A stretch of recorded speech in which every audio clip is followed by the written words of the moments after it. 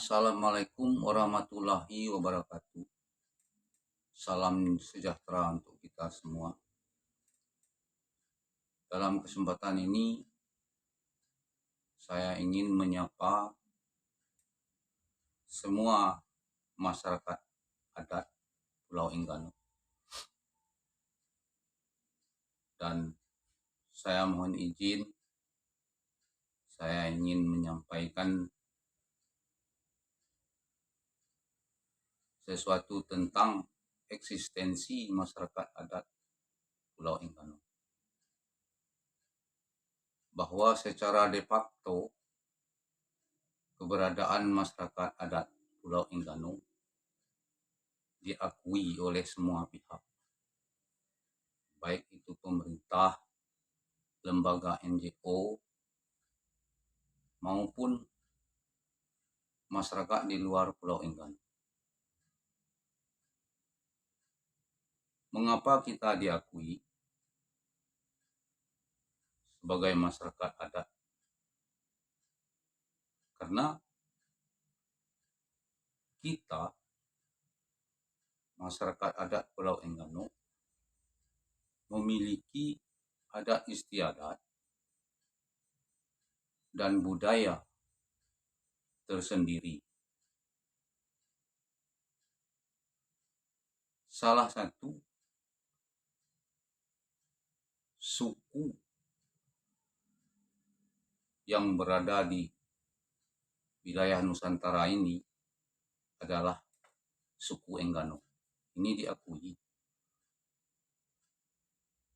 Maka dengan adanya kita selaku masyarakat adat, tentunya kita wajib untuk melindungi hak-hak masyarakat adat kita sebagai peninggalan dari leluhur kita sejak dahulu kala.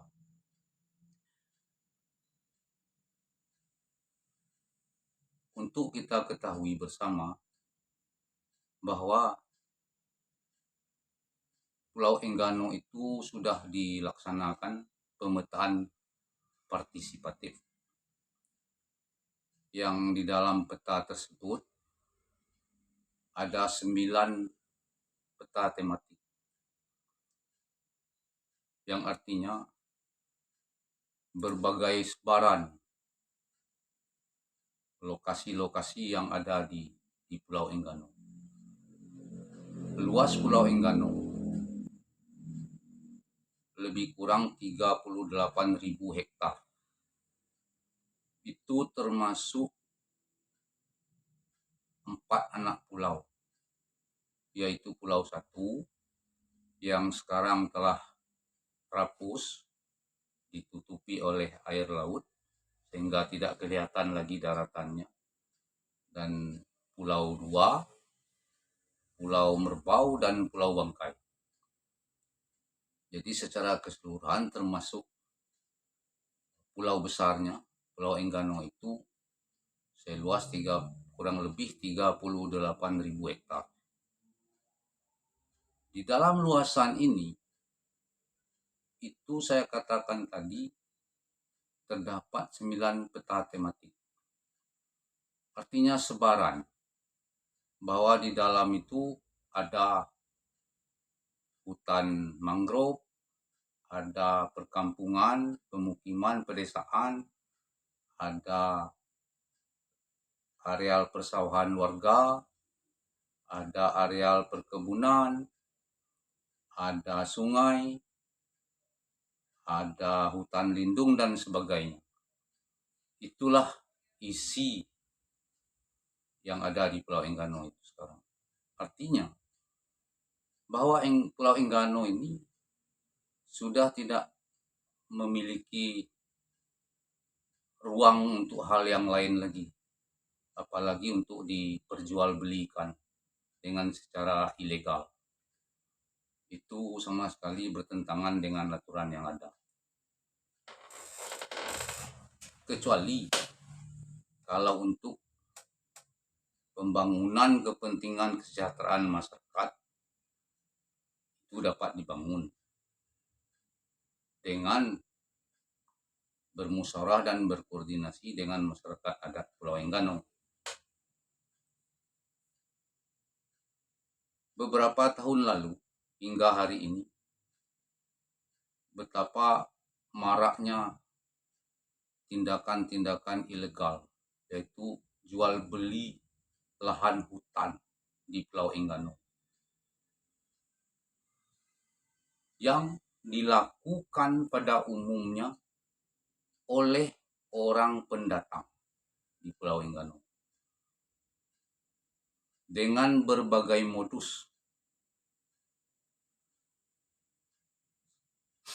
Seakan-akan menyembunyikan tindakan jahat itu dengan mengemukakan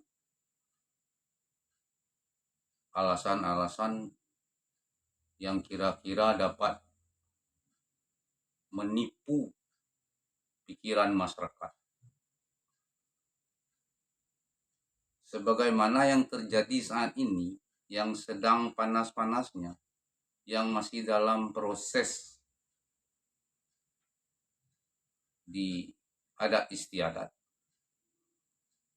Ada seorang kepala desa.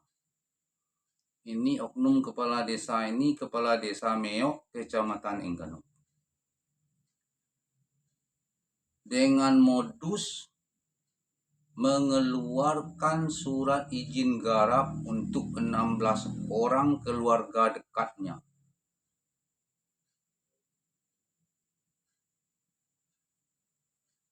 Rupanya modus ini digunakan untuk menyembunyikan tindakan jahat, yaitu jual beli lahan hutan, di mana hutan ini dijual kepada orang luar Pulau Enggano, bukan warga Enggano. Menurut porsi, baik itu aturan adat maupun pemerintah di Pulau Enggano, satu orang hanya bisa memiliki 2 hektar dalam satu surat izin garap. Kalau tadi kepala desa mengeluarkan surat izin garap untuk 16 orang, jika dikalikan 2 hektar per orang, maka jumlahnya 32 hektar. Tetapi lain yang terjadi, bukan 32 hektar setelah diadakan cek lokasi. Lokasinya dicek oleh tokoh-tokoh adat, tokoh masyarakat, bahkan ada aparat juga, mungkin ada penegak hukum juga yang hadir. Ternyata lokasi lahan hutan yang dijual belikan ini sebanyak 50 hektar. Dengan ukuran panjang 1000 meter, lebar 500 meter. Nah, ini yang sedang terjadi sekarang di Pulau Enggano. Jadi, saya sangat mengharapkan, terutama kepada kita, masyarakat adat Enggano, yang memiliki Enggano itu, agar kasus ini tetap dinaikkan ke ranah hukum. Walaupun diproses secara adat istiadat, namun hukum tetap akan berjalan. Ini yang saya harapkan. Kemudian kepada aparat, kasus ini tidak bisa didiamkan gitu saja. Walaupun belum ada yang melapor dalam hal ini, tetapi ketika aparat telah ikut dalam pengukuran lokasi dan itu terbukti dan punya saksi, ini sudah bisa diproses secara hukum. Karena itu bisa dikategorikan adalah tangkap tangan. Jadi saya minta agar Saudara Siman, Kepala Desa Meok ini diproses secara hukum.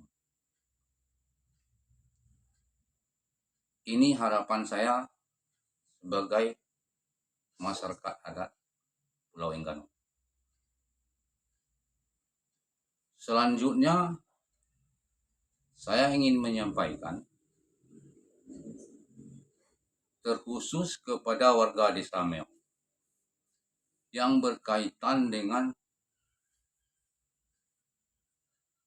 pengelolaan anggaran desa, terutama yang datanya ada kepada saya sekarang, yaitu tahun 2023 yang anggarannya sebesar 1,2 miliar lebih.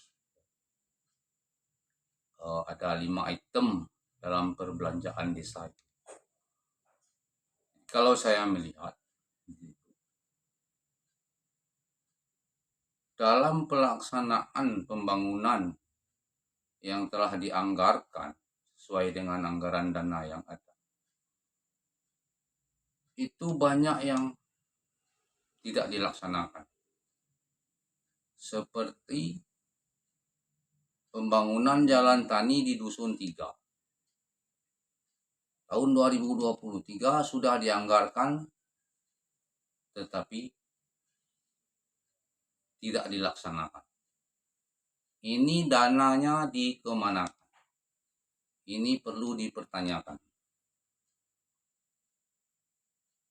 Kemudian di bidang-bidang lain, misalnya biaya untuk penanggulangan bencana, pemberdayaan masyarakat, dan lain sebagainya yang ada di dalam anggaran tersebut. Apakah ini sudah terlaksana dengan benar? Apakah ini sudah terlaksana dengan transparan kepada masyarakat? Dalam persoalan pembangunan jalan usaha tani di Dusun 3, itu pernah diprotes oleh salah satu warga. Setelah dilakukan protes oleh salah satu warga, maka oleh Kepala Desa Meok, Saudara Siman, mengintimidasi orang tersebut. Memanggil orang tersebut dengan surat dinas untuk menghadap kepala desa di kantor desa. Setelah orang tersebut tiba di kantor desa, Saudara Siman selaku Kepala Desa Meok memerintahkan untuk membuat surat pernyataan dengan isi pernyataan tidak akan mengulangi protes lagi. Ini untuk diketahui ya, Saudara Siman Kades Meok ini, Anda harus paham dengan undang-undang dan aturan yang berlaku. Diktator tidak berlaku di negara Indonesia ini. Sekali lagi saya katakan, diktator tidak berlaku di republik ini. Mengintimidasi orang yang berseberangan dengan kebijakan itu tidak diperbolehkan. Itu adalah pembungkaman terhadap demokrasi. Jadi Anda hati-hati melaksanakan tugas. Anda tidak paham dengan undang-undang. Kepemimpinan kita adalah pelayan masyarakat, bukan sebagai raja. Anda harus sadar, Anda menjadi kepala desa karena dipilih oleh rakyat untuk melayani mereka, rakyat. Bukan untuk menakut-nakuti.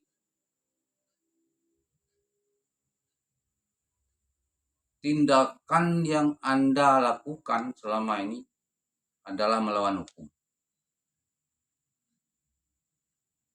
Oleh karena itu, saya sebagai warga Desa Meo, masyarakat adat Pulau Enggano, saya mohon kepada institusi terkait, terutama kepada KPK, Komisi Pemberantasan Korupsi,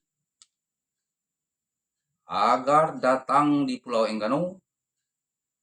Saya minta secara khusus untuk mengaudit anggaran Desa Meo.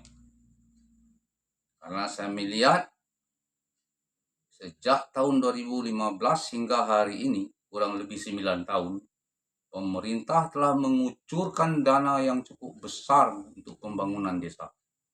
Apakah dana selama 9 tahun ini yang dikucurkan oleh pemerintah sesuai dengan hasil pembangunan yang ada, yang kita lihat pada hari ini?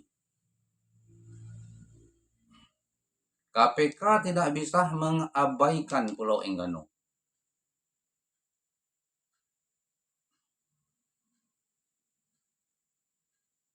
Jika kita kalkulasi anggaran yang masuk di Pulau Enggano itu cukup besar. Nah, ini perlu dikontrol, baik itu oleh masyarakat maupun oleh institusi yang terkait. Inilah harapan saya sebagai warga Desa Meo, Kecamatan Enggano, sekaligus sebagai masyarakat adat Enggano. Saya sangat berharap sekali lagi agar institusi yang terkait, terutama tentang audit anggaran yang masuk di Pulau Enggano, tolong masuk di Pulau Enggano. Laksanakan audit, terutama di Desa Meo. Demikian saya sampaikan. Lebih dan kurang saya mohon maaf dan saya ucapkan terima kasih.